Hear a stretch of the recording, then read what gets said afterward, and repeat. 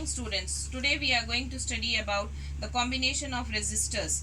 In electrical gadgets we need to connect two or more resistors. Various resistors may be connected with one another to form a network. The resistors may be connected in the following ways: series and parallel.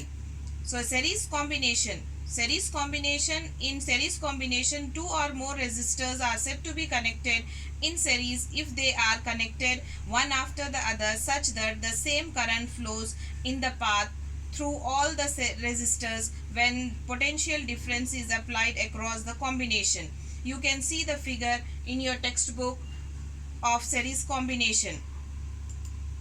Derivation of equivalent resistance, that is RS, for the series resistance is RS is equals to R1 plus R2 plus R3. For this we will be considering a figure as consider three resistance of resistors R1, R2 and R3 respectively connected in series. Let I be the current flowing through the circuit, V be the potential difference, and if V1, V2 and V3 are the potential difference across the resistors R1, R2 and R3 respectively, then we will have V is equals to V1 plus V2 plus V3, because the voltage across these resistors is the combination of the resistors across the potential difference across each resistors as R1, R2 and R3. So by Ohm's law we have V is equals to IR, and each resistors, as we are having three resistors R1, R2 and R3, so V1 is equals to IR1, V2 is equals to IR2, V3 is equals to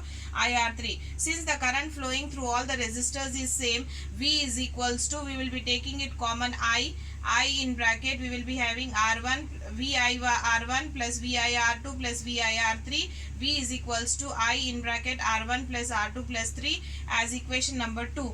If RS is the effective or equivalent resistance in the series combination, then V is equals to IR according to Ohm's law. So from equation number 2 and 3 we will be getting it IRS is equals to IR1 plus R2 plus 3. If we are cancelling I both side, we will be getting RS is equals to R1 plus R2 plus R3. This is the equivalent resistance.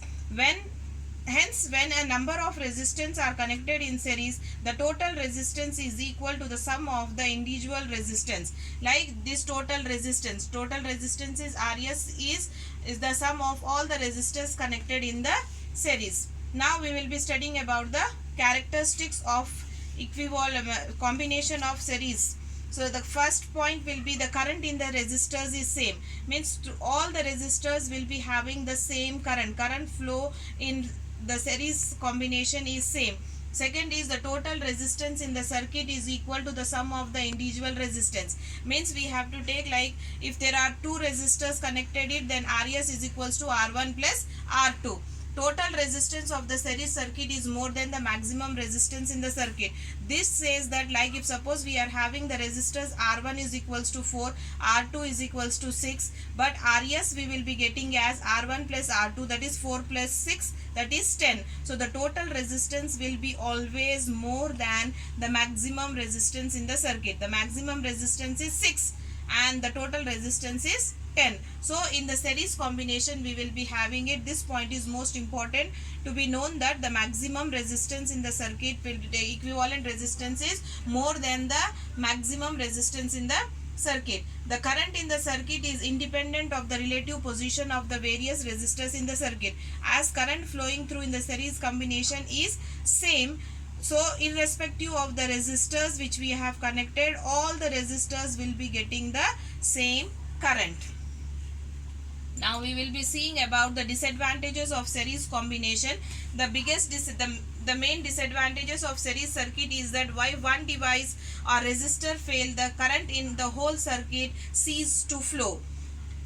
The series arrangement, for these reasons we will not be using the series combination for domestic purposes. Like one, all other appliances will stop working because their electrical supply will cut off due to broken circuit. Means in series arrangement, if one of the appliance is switched off or get fused, then all the other appliances will also stop working because their electrical supply will get cut off due to the breaking of the whole circuit. For example, if a number of bulbs are connected in series, like fairy lights decorating buildings and trees, as during festivals or marriages or school functions, if one of the bulb get fused, then all other bulbs will also stop glowing it.